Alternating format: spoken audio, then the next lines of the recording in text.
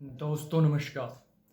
आप सभी का मेरे YouTube चैनल पर हार्दिक स्वागत है। मैं आशा करता हूँ कि आप सभी स्वस्थ एवं सुरक्षित हो। दोस्तों, मुजफ्फरनगर आंदोलनों की भूमि रहा है। चाहे वो बाबा टिकैत के समय की बात हो या फिर इस वक्त में किसान आंदोलन हो। आज मुजफ्फरनगर में महापंचायत का आयोजन हुआ। जिस तरीके से मुजफ्फरनगर की सड़कों पर हुजूम देखने को मिला, वो वास्तव में कहीं ना कहीं सरकार को सीधी सीधी एक चुनौती थी। किसान संगठनों की तरफ से, किसान नेताओं की तरफ से, उन तमाम लोगों की तरफ से जिनका इस आंदोलन को समर्थन है। लेकिन दोस्तों, यहाँ पर मैं आप सभी से एक सवाल पूछना चाहता हूँ। आप सभी ने आज नेताओं के भाषण सुने हों। किसान नेताओं ने अपने अपने तरीके से अपने अपने तर्क रखे। यदि राकेश टिकैत की बात की जाए तो राकेश टिकैत साहब ने कहा कि यदि एक विधायक को 3-3 पेंशन मिल सकती है तो एक पुलिसकर्मी को क्यों ना एक आजीवन पेंशन दी जाए, उसकी पुरानी पेंशन स्कीम क्यों न बहाल कर दी जाए।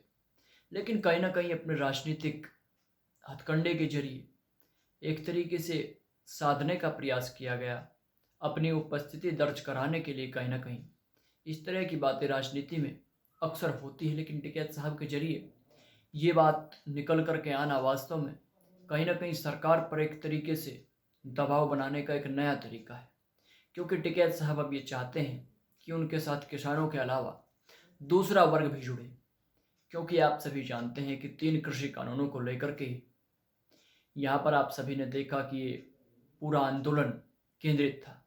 लेकिन आज जिस तरीके से मोदी सरकार पर टिकैत हमलावर हुए, चाहे वो प्राइवेटाइजेशन को लेकर के हो या फिर तमाम उन बातों को लेकर के, जैसा कि मैंने आपको बताया कि पुलिसकर्मियों को क्यों ना पेंशन दी जाए, पुरानी पेंशन दी जाए, तो इस तरह के मुद्दे उठा करके एक तरीके से कहीं ना कहीं टिकैत साहब खुद को एक ऐसे परिप्रेक्ष्य में जनता के सामने रखना चाहते थे कि जिससे वो साबित कर सके कि उनके पास जनता के मुद्दे उठाने का एक मादा है, शक्ति है।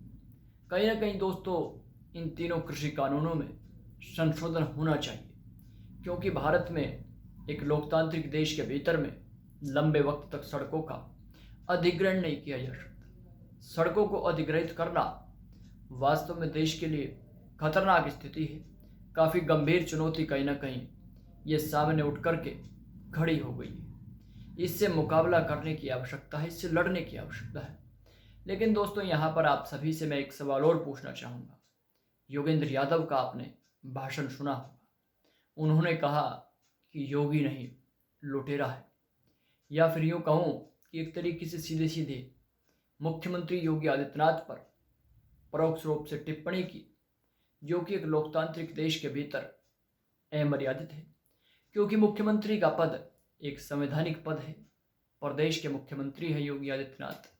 ऐसे में प्रदेश के मुख्यमंत्री के लिए इस तरह के शब्दों का इस्तेमाल करना वास्तव में भारत की राजनीतिक कमजोरी को दर्शाता है कि किस तरीके से राजनेता या फिर यूँ कहूँ कि आंदोलनकारी मंच पर जाते ही संविधान की मर्यादाओं को तार तार कर देते हैं। चाहे फिर वो किसानों पर ही आरोप लगाने का मुद्दा क्यों न रहा, किसानों का विभाजन करने का भी एक तरीके से पूरा प्लान क्यों ना बनाया गया हो। एक राजनीतिक स्टंट, एक कुचक्र हमारे देश के भीतर में चलता है।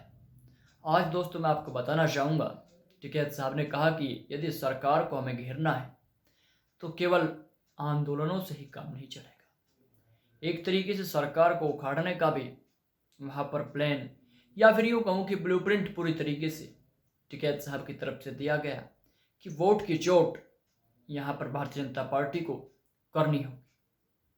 उत्तराखंड के भीतर में भी दोस्तों, मैं आपको बताना चाहूँगा, आने वाले वक्त में विधानसभा चुनाव की सरगर्मियाँ बढ़ने वाली है। तो ऐसे में लेकर के टिकैत साहब ने उत्तराखंड को भी साधा। इसके अलावा प्रदेश में तो दोस्तों 2022 में चुनाव है ही, तो उस पर भी टिकैत साहब पूरी तरीके से मुखर रूप से सामने आए।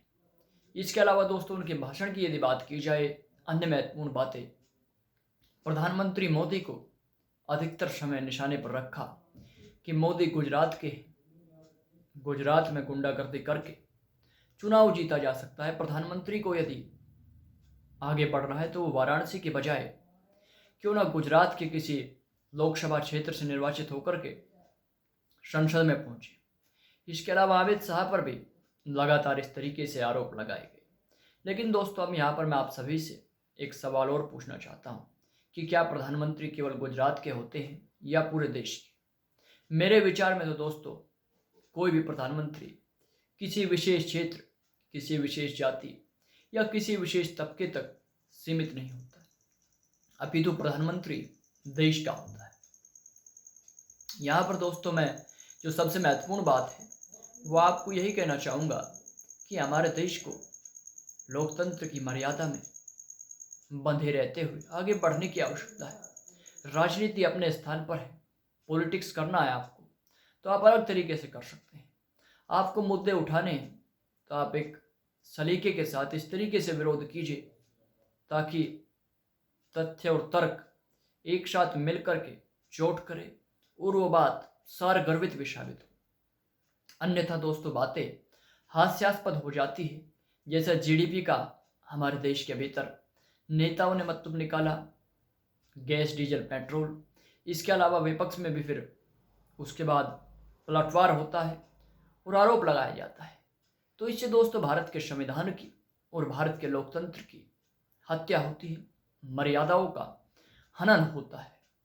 लेकिन दोस्तों, यहाँ पर मैं आप सभी को बताना चाहूँगा कि हमारे देश में इतने लंबे वक्त तक आंदोलन यदि चलता रहेगा तो कहीं ना कहीं वो देश के लिए एक खतरनाक स्थिति होगी। ऐसे में सत्ता को भी थोड़ा सा झुकते हुए आगे बढ़ने की आवश्यकता है। दोस्तों, यदि मान लीजिए कि तीनों कृषि कानूनों के जरिए सरकार का ये प्रयास है कि किसानों के जीवन में खुशहाली लेकर के आई जाए, लेकिन दूसरी तरफ यदि कुछ लोगों की, कुछ किसानों की ये मान्यता है कि इसके द्वारा उनके अधिकारों का, उनकी जमीन का अधिग्रहण हो रहा है, तो ऐसी स्थिति में सरकार को बीच का रास्ता निकालना चाहिए। क्योंकि राष्ट्र विरोधी ताकतें लगातार इस बात के प्रयास में रहती है कि कब देश के भीतर में अस्थिरता पैदा हो और कब हमें ये मौका मिले कि हम देश में किसी बड़ी वारदात को अंजाम दे सकें। इसके अलावा दोस्तों, यहाँ पर मैं आपको बताना चाहूँगा, सत्यपाल मलिक जो गवर्नर है मेघालय के, उनके बयान भी लगातार सुर्खियों में रहते हैं और भाजपा के वरिष्ठ नेता है, सीनियर पॉलिटिशियन है, भारत की राजनीति को अच्छी तरीके से समझते हैं, राजनीति की मर्यादा को भी जानते हैं और समय के हिसाब से बल्लेबाजी करने में भी मलिक साहब माहिर माने जाते हैं। तो ऐसी स्थिति में दोस्तों, कहीं ना कहीं जो सरकार के भीतर जो बासिंदे हैं, जो लोग हैं, उनको अपने लोगों की बात को सुनना चाहिए। क्योंकि मलिक साहब भी लगातार इस बात का जिक्र कर रहे हैं कि किसान मर रहे हैं। तो ऐसे में सरकार का नैतिक दायित्व है कि उनकी पीड़ा को, उनके आंसुओं को समझा जाए। इसके अलावा दोस्तों, दूसरी बात, दूसरे भाजपा के नेता वरुण गांधी, मैं आपको बताना चाहूँगा, वरुण गांधी ने भी आज एक बयान दिया जो कहीं ना कहीं किसानों के समर्थन में जाता हुआ दिखाई दे रहा है। वरुण गांधी ने सरकार से अनुरोध किया कि जो किसान आज सड़कों पर है, आंदोलनरत है, वो हमारे ही भाई है, हमारा अपना ही खून है। ऐसे में यदि वह आंदोलन करते हैं तो देश के लिए स्थिति काफ़ी गंभीर उत्पन्न हो जाती है। तो दोस्तों, इन सभी बयानों से एक बात तो स्पष्ट तौर पर सामने आ रही है कि कहीं ना कहीं इस भारतीय जनता पार्टी के भीतर में भी कुछ लोग ऐसे हैं जो ये चाहते हैं कि इस समस्या का निराकरण और किसानों की मांगों को माना जाए। दोस्तों, ये बातें किसी से छिपी हुई नहीं है कि लगातार, चाहे वो बिजली का बिल हो किसानों का या फिर अन्य बातें हो, 2022 तक आय दोगुनी करने का सरकार का वादा हो, वो पूरा होता हुआ नजर नहीं आया। लेकिन कहीं ना कहीं अब सत्ता को ही बीच का रास्ता निकालना होगा। यदि रास्ता नहीं निकलता तो कहीं ना कहीं सत्ता के लिए अब अपनी सत्ता बचा पाना भी कठिन हो सकता है। और ख़ास तौर पर उन राज्यों में जहाँ पर चुनाव होने हैं, पंजाब जैसे राज्यों में, यदि आप पंजाब की बात करेंगे तो सरकार लगातार इस बात को कह रही है कि ये आंदोलन पंजाब और हरियाणा के द्वारा प्रायोजित है, यानी कि उनके द्वारा इसको समर्थन दिया जा रहा है।